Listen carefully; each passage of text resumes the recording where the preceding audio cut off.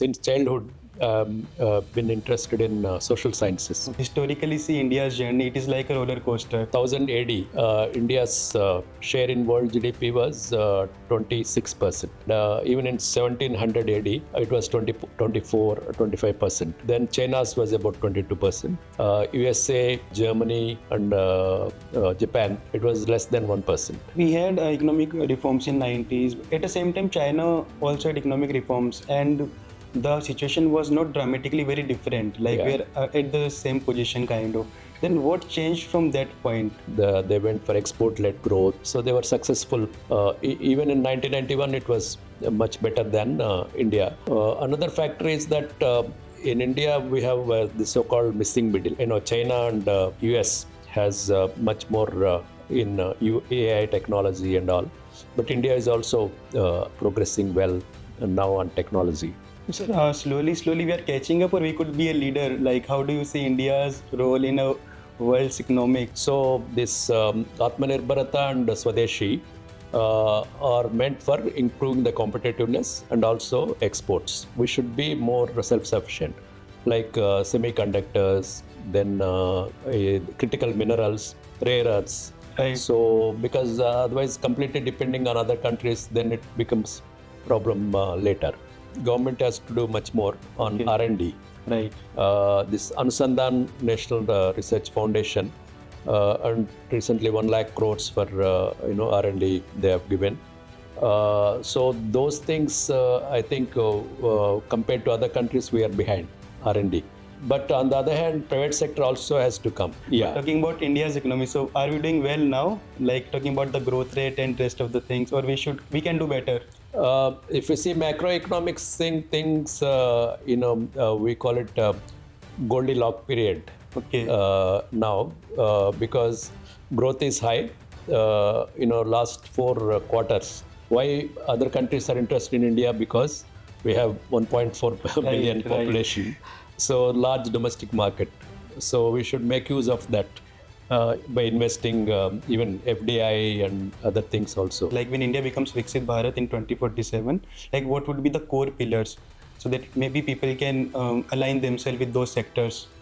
I mean, this is Viksit Bharat, going to Viksit Bharat, there are 4 or 5 factors which are favorable.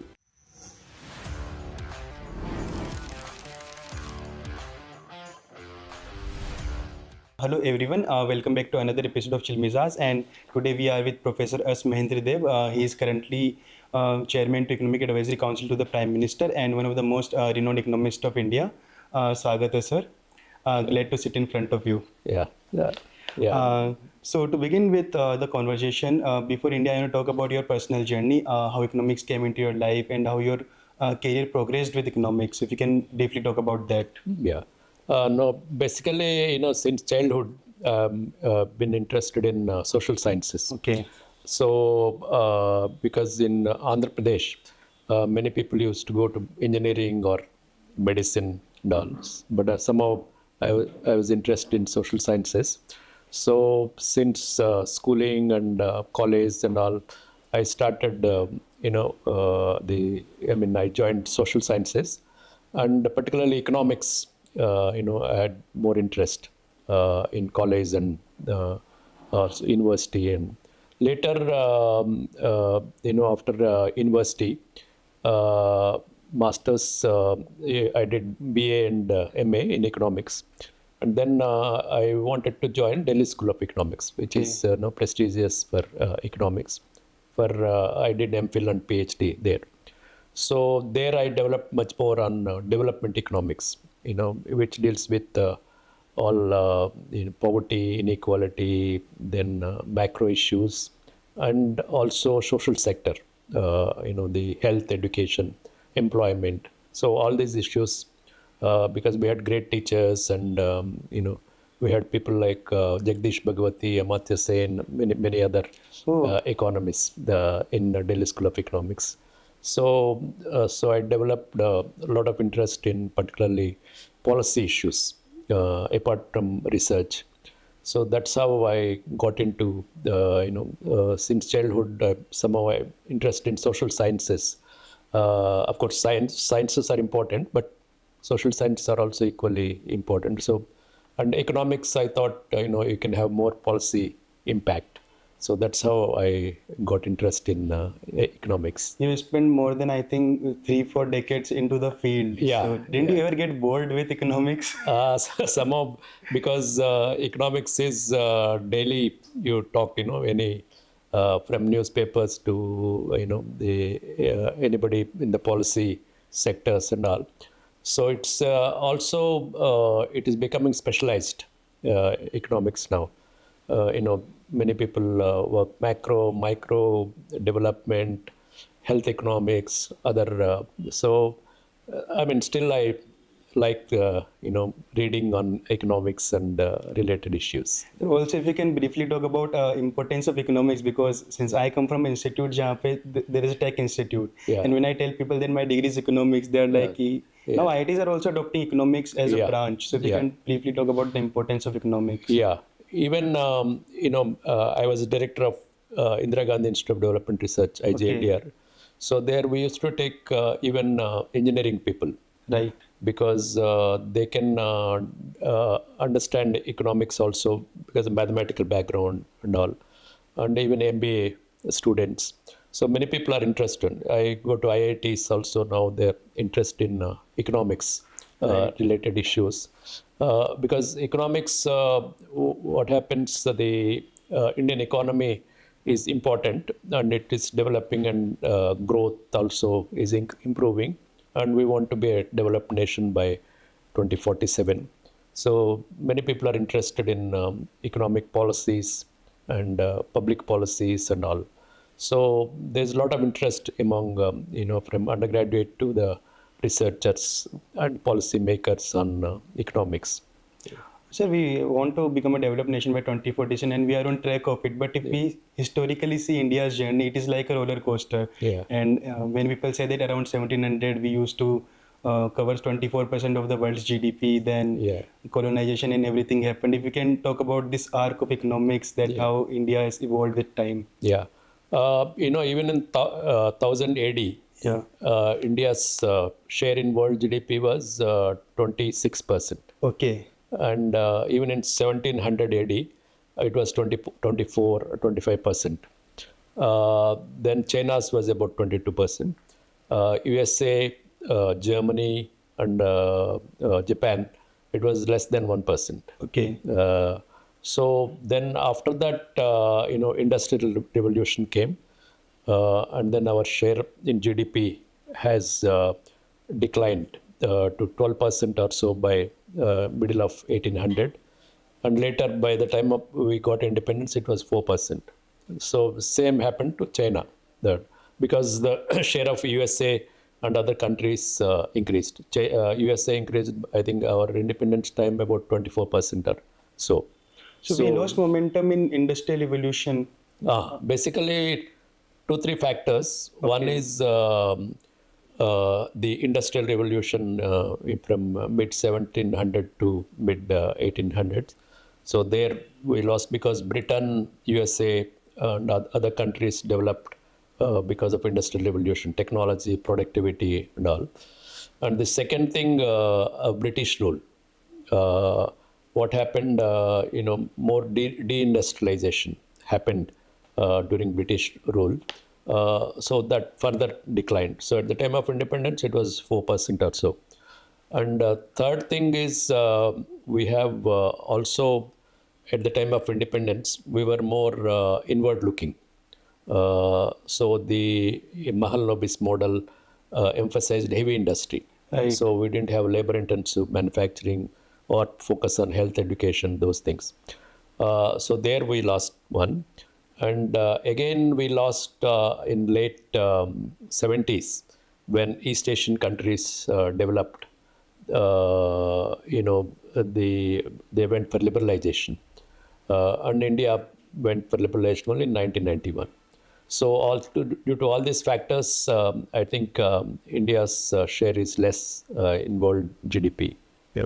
So we had economic reforms in 90s. At the same time, China also had economic reforms, and the situation was not dramatically very different. Like Yeah. we're at the same position, kind of.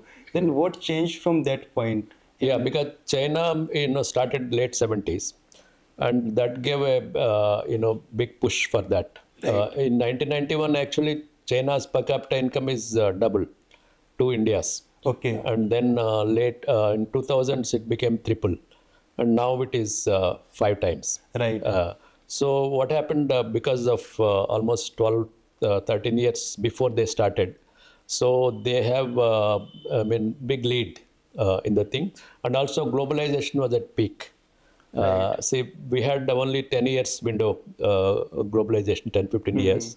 After that, there was a protection kind of thing.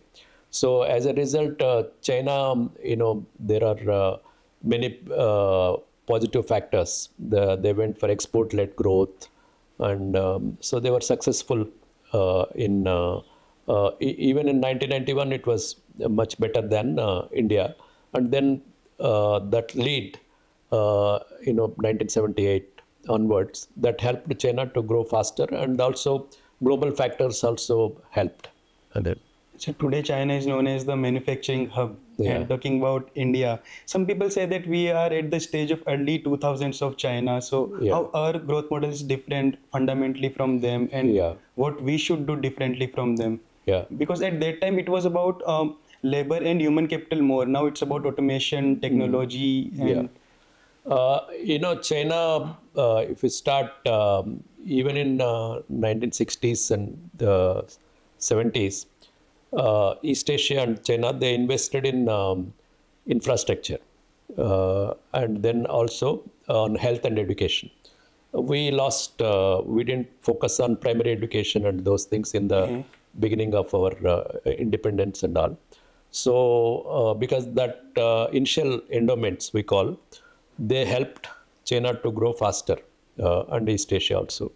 That is number one. Number two is they also, export-led growth they had, because a lot of investment came, foreign direct investment, and they also used exchange rate, to get more exports, and globalization was at its peak. And also they gave the local councils more power. For example, municipal councils and all. So they also had more private investment they encouraged. Another factor is that in India we have the so-called missing middle. yeah, right, That we have, for example, you take apparel, garments. We have at one end 10 workers and below. right. At the other end, few large ones. So that missing middle is not there. Missing middle is there. Whereas China doesn't have that problem because they have 300 to 500 many. So the productivity increased. So all these factors led to Chinese industrial development, and their share is in trade. World trade is 12%, or I think 12 to 13%, and India's share is 2% in world trade, merchandise exports. We have in services we have done well, 3 to 4% we have share. But so that's why we need to now focus on more thing on labor-intensive manufacturing and this human capital. They are still important for us. Yeah, right. That, but on the other hand, this technology, automation, AI, and all, we are also now focusing on those aspects because India, China, and the US has much more in AI technology and all. But India is also progressing well now on technology. Sir, firstly, you talked about missing middle, that we don't have manufacturing firms of the middle size in India. Yeah. So I think Germany has done very well with their Mittelstand model. Yeah. So can we do something similar in India with that scale, or what structurally we should do something different to fill that gap? Yeah, I mean, India, of course, it's a large country Right. with almost 140 crores or something. Right. Whereas that is Germany is 8 crore Okay. population. But still, one can learn from some of the best practices. But our, MSME is also progressing well Right. because its share in exports and employment is high. So, particularly in defense and those things, Right. we are now exporting, I think, 23,000 crores or something. We are I exporting think 24,000 crore. 24,000 crores.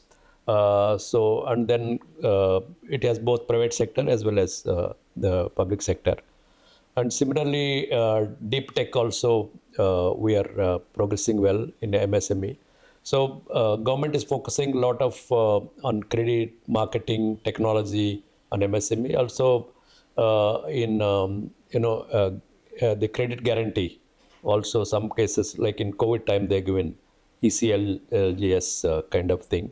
So that also helps. So basically MSMEs need the credit, marketing, technology, and also links with the corporate, large sector, so which can promote productivity. The problem is that we have a lot informal sector, so that has to be more formalized Right. now. With these policies of the government, I think we can formalize better. Yeah. So slowly we are catching up, or we could be a leader. Like, how do you see India's role in a world's economics, like in BRICS, G20, or South-South cooperation, like talking about exports and rest of the things? How do you see India's role? Yeah, I mean, for example, you take G20. Okay. India had a meeting of G20. Right. So basically, they focused on, the debt of several countries, like Africa and other countries. Also, we should look at things, and also inclusive growth. On digital public infrastructure, we highlighted our thing, and on also climate change, climate finance, and also Prime Minister mentioned about life. Life is the lifestyle for environment. So we have to not only global level linkages, but at individual level, removing plastics and those things, lifestyle environment is also important. So those kind of things we have in G20. We said particular digital public infrastructure, G20 countries, some of them are going to adopt India's kind of thing. And similarly, BRICS also, it's playing an important role. It's not a leader kind of thing, but it's a partner, good partner. And then also best practices we learn from other countries, and they can learn from India. So that way, there is a lot of kind of appreciation of India's role in South-South cooperation. Okay. And sir, continuing to this, like the way one of the hot topic is US tariff actions, and fundamentally supply chain is getting restructured. Yeah. So can India move above the chain, like in the chain, like with is this opportunity for us that we can be a self-reliant and build more products for others too? Yeah. So on tariffs, we are following four approaches. Right. One is helping the affected industries because of US tariffs, like garments and labor-intensive gems, jewelry, and other things, through credit and also export incentives and all. The second one is we are diversifying. Many FTAs also we are having. The diversifying to other countries. Even state level, there is initiative. Like recently, Andhra Pradesh Minister Nara Lokesh went to Australia to have agreement on shrimps. Okay. So instead of sending to US, which has 50% tariff, Right. so now he had agreement with Australia, so he is diverting there. So that kind of diversification we are having, second one. Third one is FTAs. Several FTAs recently we had with Oman, and several 20 or 30 countries we are going to have. So FTAs, what happens, we can get their market. Of course, they can also get our market. So the third one. And fourth, of course, US negotiations will continue because they also have a big market. So the whether will be supply chains thing we want to be part of this trade thing, given the constraints. But on the other hand, Prime Minister is also talking about Swadeshi, Atmanirbhar Bharat. That it doesn't mean we are going back to pre-1991. That was import substitution policies. But here, what is he saying is that we should be competitive.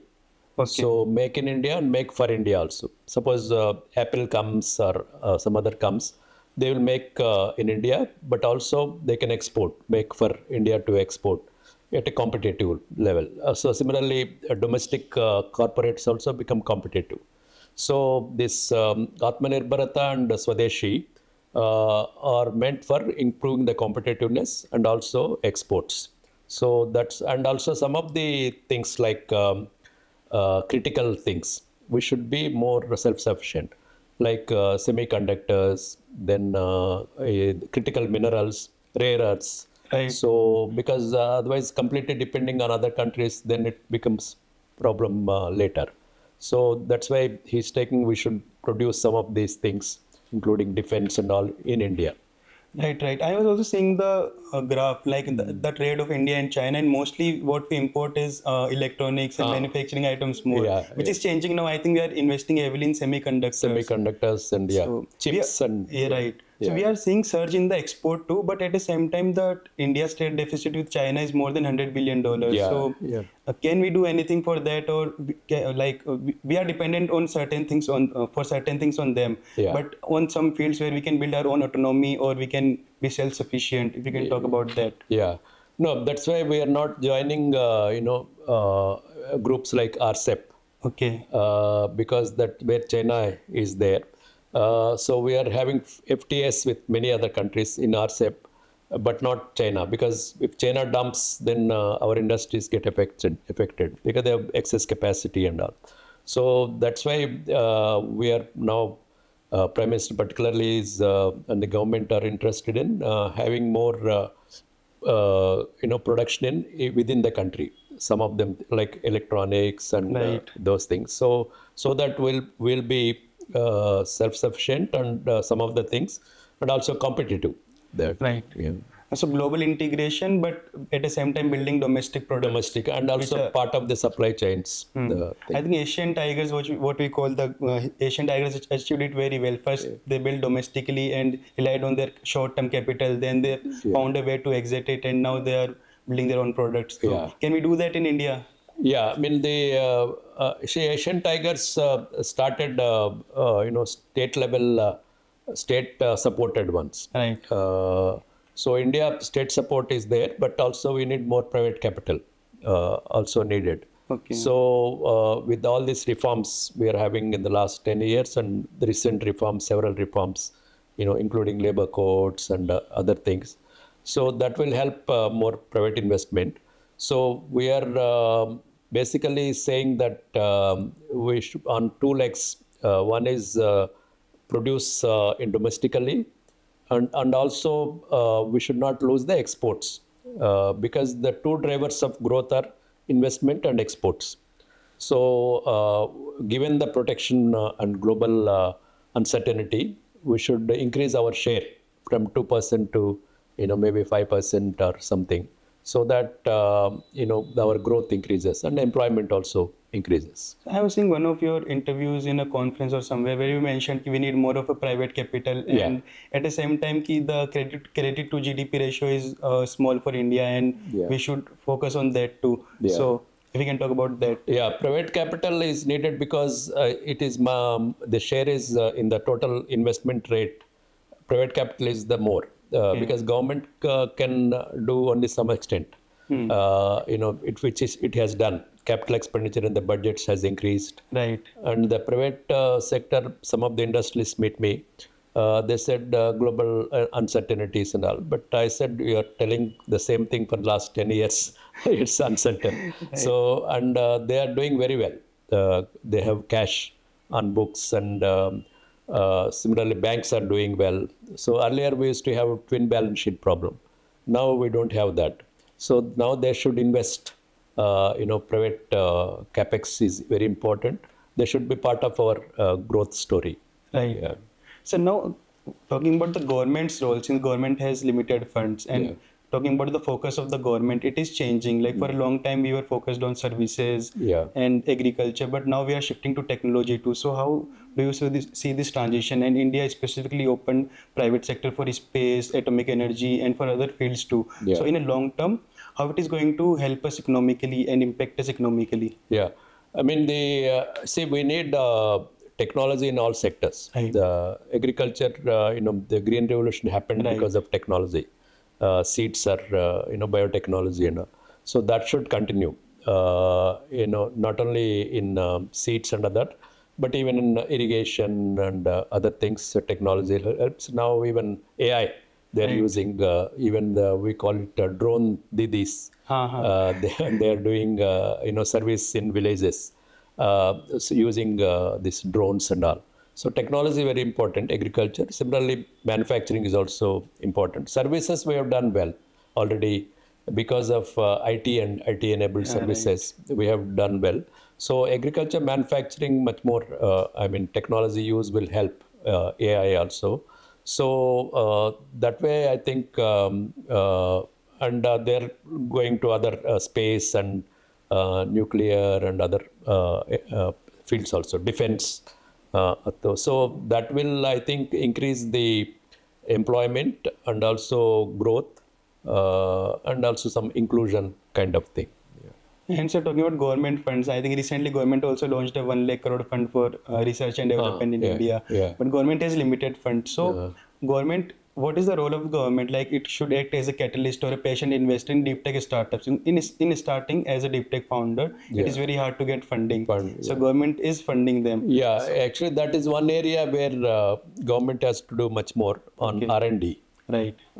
This Anusandhan National Research Foundation and recently 1 lakh crores for R&D they have given. So those things, I think, compared to other countries, we are behind R&D. Right. I think US spent some 2.5% and China spent some 3.4% of GDP. And we spend less than on 1%. R&D. We spend 0.64 if I'm not wrong. Yeah, less than 1%.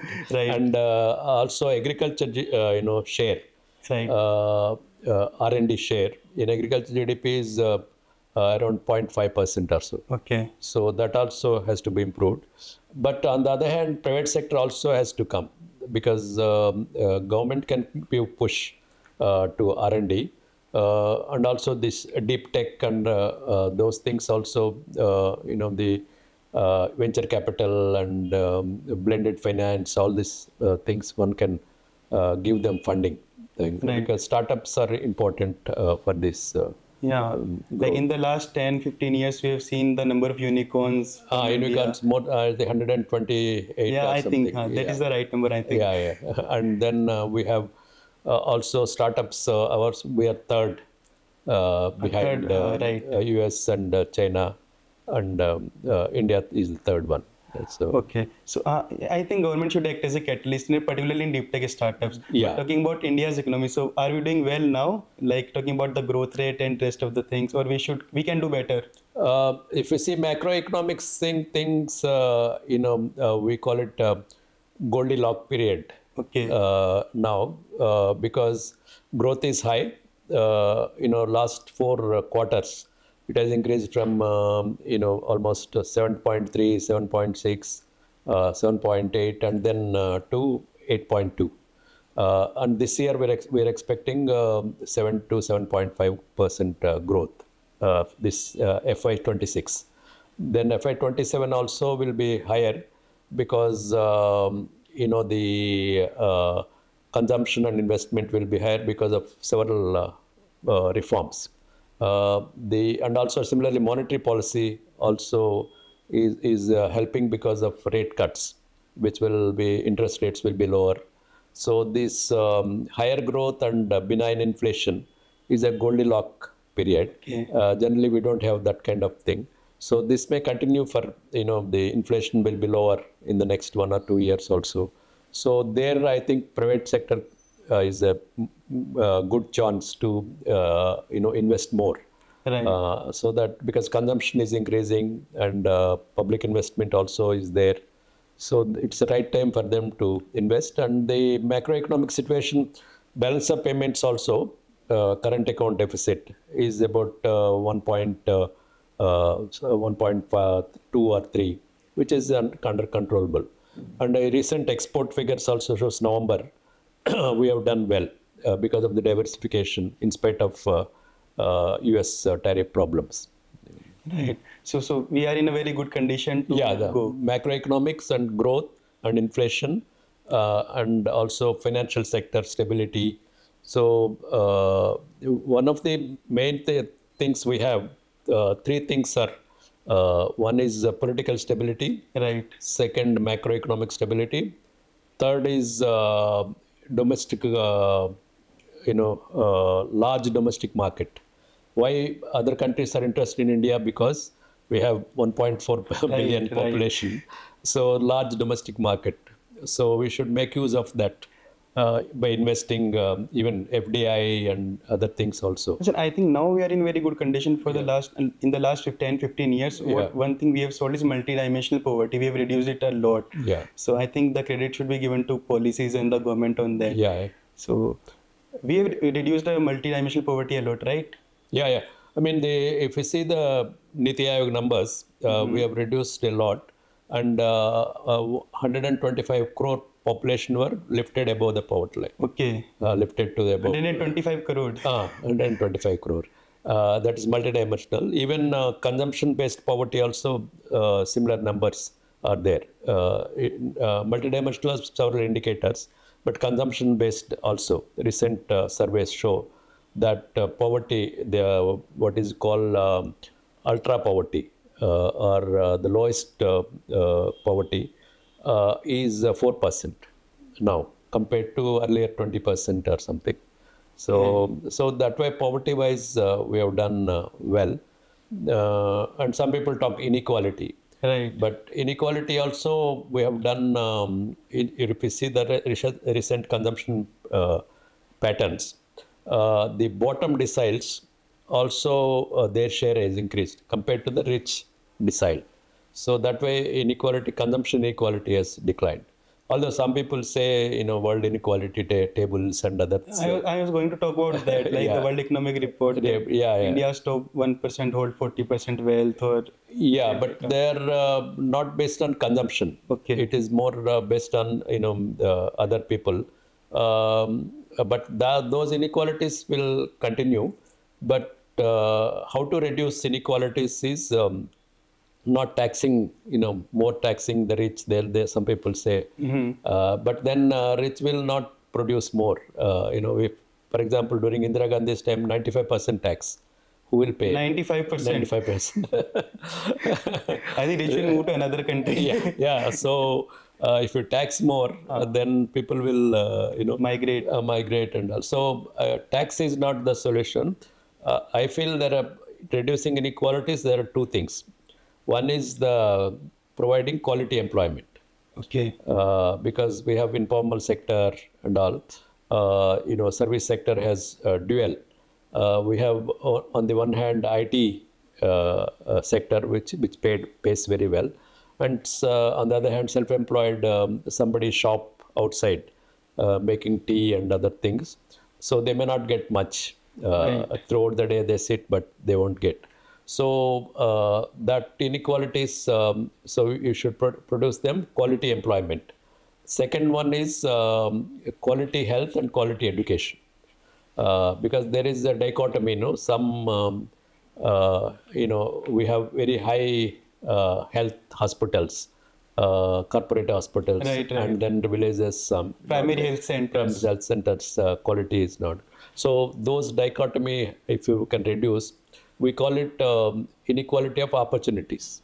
So it is not inequality of income, but opportunities. So if we provide health education to them and also quality employment, then automatically inequalities will reduce. Continuing to that, how can we ensure that inclusive growth? Like since you talked about informal jobs and the quality of employment, Yeah. what we see is like with the startups like Zomato, Swiggy, and all, we see gig worker is a new term that has Yeah. come across in India in the last 5-10 years. Yeah. So how do we ensure the quality employment in dignified dignity, employment with dignity? Yeah, no, basically, as I mentioned that India missed the labor intensive manufacturing. We shifted from agriculture to services. Okay. And even within agriculture, we still have 46% of workers in agriculture. So that structural transformation has to happen to improve the quality of employment. So to that's why government is giving a lot of push to manufacturing. So we want to see the share of manufacturing increasing from 17% to 25% by 2047.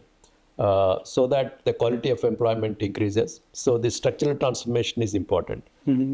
Similarly, the service also, you can, how do you, the lower end self-employed people and all to get much higher, with startups and other things. But another important thing is that skills. Because skills is very manufacturing, services, even agriculture, they're becoming skill intensive. Right. So we need to upgrade our skills. Some people say that AI will, reduce employment, but I feel that net AI may increase employment because back-end offices and all there will be problem. AI will replace them. Yeah. But if you have skills, then AI in schools and all, we should have colleges now. So if they learn, then employability increases. Right now, employability is not there, almost 50%. They finish degrees, but there are no skills, vocational education is low. So those things are the government is now doing skill improvement. I went to some of the states. So many chief ministers are saying we are focusing on skills now. So that's important even for inequality reduction, inclusive growth and all. I think in a short term we are losing some jobs, but when any new technology comes in the market, I think that disruption happens for some time. Yeah, it has been there since Industrial Revolution, Right. 1800 onwards. For example, the computers came. Many people in the banks and others, they said, no, we don't want this thing. But later they realized that's more efficient. And similarly, any technology comes, initially there will be opposition. But AI, basically because it's much faster, it may replace some of the lower end jobs, but it can increase the middle level and high skill jobs much more. So net, I think it can be positive, and also it increases the productivity of the economy in several areas. Yeah. So how do you see the technology as a sector or a core driving all the sectors? Like it is in there in the every sector, even in governance too. Like you have been there, so you have better idea of things. Yeah. No, I think it's not just one sector kind of thing. It is everywhere. They are throughout the economy. I mean, if you now go to any sector, agriculture, manufacturing or transport and everything, I think without technology, and technology rules the countries now. Whoever has the adopt technology, they will be ahead of other countries. So I think that's very important. So it is encompass all. Even the other day we wrote an article on cooperatives. Cooperatives also we need technology now to improve their efficiency because they want to contribute to GDP cooperatives. Yeah.